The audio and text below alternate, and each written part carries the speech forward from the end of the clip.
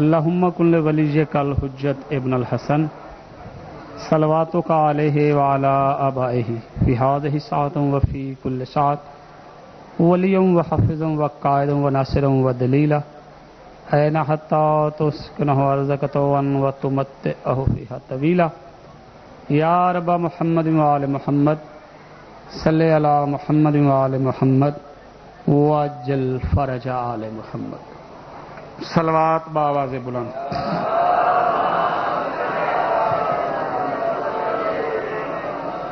تا حد نگاہ حسینی پروانوں کا یہ ٹھاٹھے مارتا ہوا سمندر تشریف فرما ہے. آل محمد پہ ویسی صلوات پڑھیں جیسی آپ پڑھتے ہیں.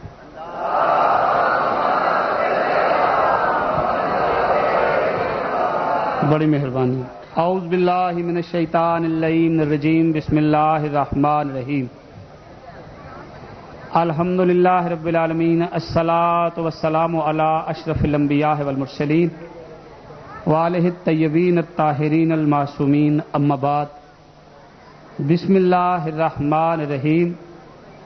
الیوم اکملت لکم دینکم واتممت علیکم نعمتی. قال النبی صلی اللہ علیہ وآلہ وسلم یائلی انتا بمنزلت کعبہ فی امتی. صلوات بآواز بلند.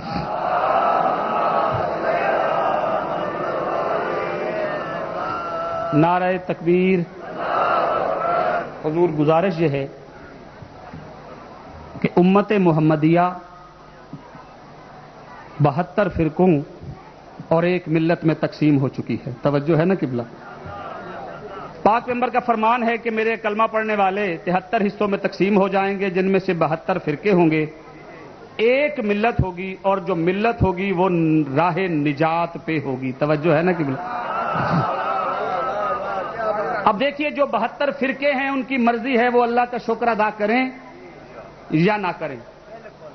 لیکن جو ملت ہے نا جس کی نشانی یہ ہے کہ وہ مظلوم حسین کا ماتم کبھی ہاتھ سے کرتی ہے کبھی زنجیر سے کرتی ہے. ہم ماتمیوں پہ واجب ہے کہ ہر حال میں اللہ کا شکر ادا کریں. توجہ پوری چاہوں گا. کوئی اور کرے نہ کرے اس کی مرضی ہے. ہم پہ واجب ہے کہ ہم ہر حال میں اللہ کا شکر ادا کریں کیونکہ جو احسان اللہ نے ہم غریبوں پہ کیا ہے وہ کسی اور پہ کیا ہی نہیں. توجہ ہے نا قبلہ. جو احسان ہم پہ کیا ہے وہ کسی اور پہ کیا ہی نہیں. اس کا کتنا بڑا احسان ہے کہ اس نے ہمیں ایک جیسے 14 محمد عطا کیے.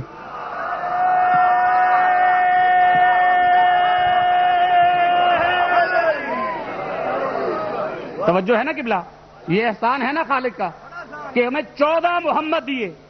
اب آپ میں سے جس کے وارث 14 ہیں, جس کے مالک 14 ہیں, جسے رزق 14 دیتے ہیں, جسے اولاد 14 دیتے ہیں, جسے وقار 14 دیتے ہیں, جسے مرتبہ 14 دیتے ہیں, جسے رتبہ 14 دیتے ہیں, اور آپ میں سے جو 14 کو راضی کرنا چاہتا ہے وہ 14 کے خالق کا نام اتنی قوت سے لے گا کہ 14 ہم پہ راضی ہو جائیں.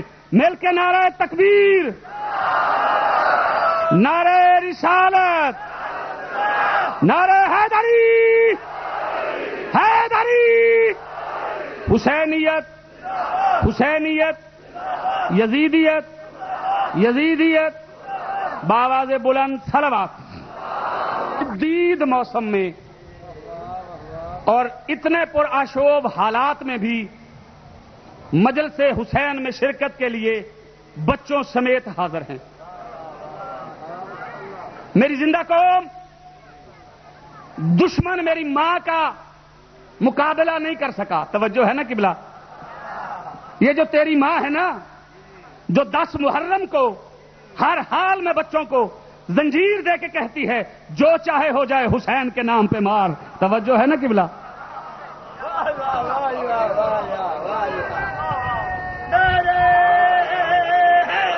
بڑی مہربانی, بڑی دور منزل ہے. پہلا جملہ اپنی ماں کو جو قوم کی ہر ماں ہے, ہر اس ماں کو سلام جس کا بچہ علی اکبر کے نام پہ زنجیریں مارتا ہے, جس کا بچہ مجلسوں کی زینت ہے. دشمن ابھی تک میری ماں کا یعنی ملت جعفریہ کی ماں کا بدل نہیں ڈھونڈ سکا. توجہ ہے نا قبلہ؟ کیونکہ اسے پتا نہیں جو ملت جعفریہ کی ماں ہے وہ ماں بعد میں بنتی ہے، بطول کے حق غصب کرنے والوں پہ تبرہ پہلے سکھاتی ہے۔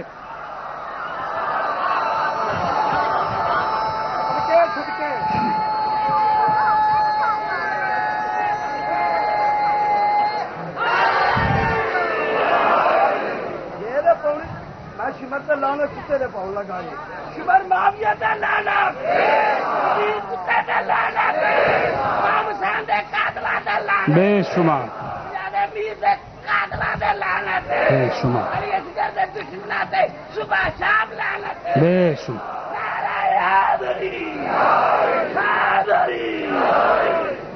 دیکھیے یہ سبق ہمیں حضرت میثم تمار نے دیا تھا۔ مالک صاحب کو کربلا اور شام کی زواری نصیب فرمائے۔ توجہ پوری چاہوں گا، اس حالات کے مطابق گفتگو کرنا چاہتا ہوں کہ موت سے گھبرانا نہیں، کیونکہ یہ سبق ہر دور میں ہمیں دیا گیا۔ میثم تمار کو سارا واقعہ چھوڑا ہوں، میری منزل دور ہے، آپ کو ساتھ ملا کے سرکار میثم تمار کو خراج عقیدت پیش کر رہا ہوں۔ میثم تمار کو سولی پہ چڑھانے سے پہلے قید خانے سے نکالا گیا۔ میثم ہر قدم پہ کہہ رہا تھا علی حق، علی سچ، علی حق، علی سچ۔ دشمن علی نے کہا اس کی زبان کاٹو۔ میثم نے کہا مجھے سولی دے رہا ہے، مجھے موت دے رہا ہے، میری زبان کیوں کاٹنا چاہتا ہے؟ اس نے کہا مجھے نام علی اچھا نہیں لگتا، میں تیرے جسم سے نام علی ختم کرنا چاہتا ہوں۔ میثم نے مسکرا کے کہا تو بھول پہ ہے، تو جھوٹا ہے، تو مکار ہے، تو مجھ سے نام علی نہیں چھین سکتا۔ اس نے کہا کیسے؟ اس نے کہا زبان نہ کاٹ، تو ابھی مجھے سولی دے گا، مجھے سولی دے، میری جان اس بدن سے آزاد ہو جائے گی، میری روح نکل جائے گی، میری جو ناش ہوگی اسے اتارنا، اس کے ٹکڑے ٹکڑے کرنا، ان ٹکڑوں کو جلا دینا، جب جل جائیں تو راکھ بنے گی، راکھ اٹھا کے دریائے دجلہ کی لہر پہ پھینکنا، ہر لہر سے علی نہ نکلے۔ ہم نے مانا ہی کیا ہے؟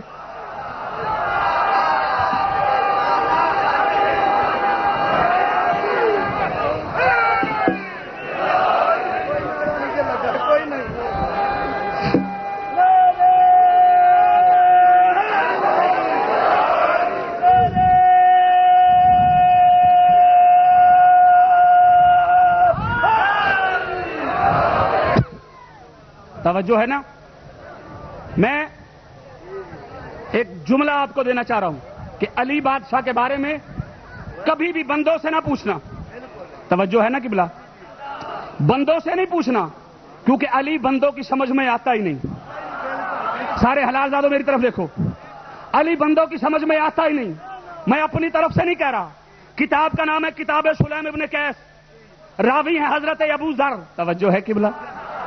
جن کے بارے میں نبیوں کے نبی کا فرمان ہے کہ زمین کے اوپر اور آسمان کے نیچے اس سے سچا بندہ چلا ہی نہیں۔ توجہ ہے نا؟ ابو ذر راوی ہیں، کتاب ہے کتاب سلیم ابن قیس۔ وہ کہتے ہیں بیت الشرف کا در کھلا، یعنی مولا علی کا گھر کھلا۔ توجہ ہے قبلہ؟ مولا علی کا گھر کھلا، علی پاک۔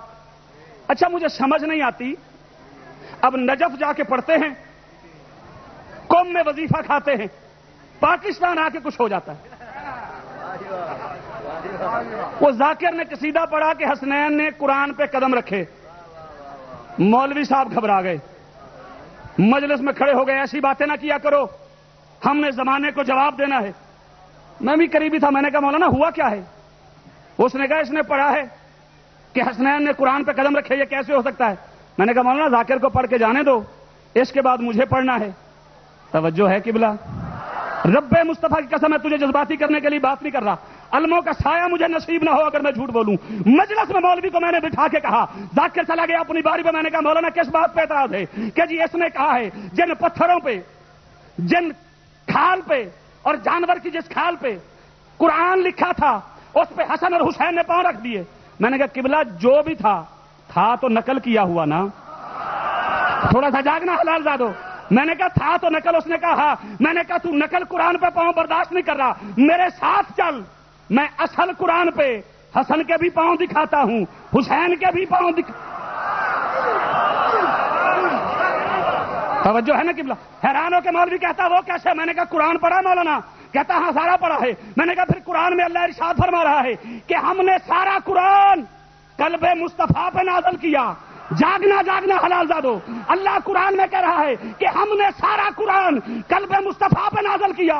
میں نے کہا مولوی اس کا کیا مطلب ہے؟ مولوی نے کہا اس کا مطلب یہ ہے کہ سارا قرآن محمد کے دل پہ اترا. توجہ توجہ، سارا قرآن محمد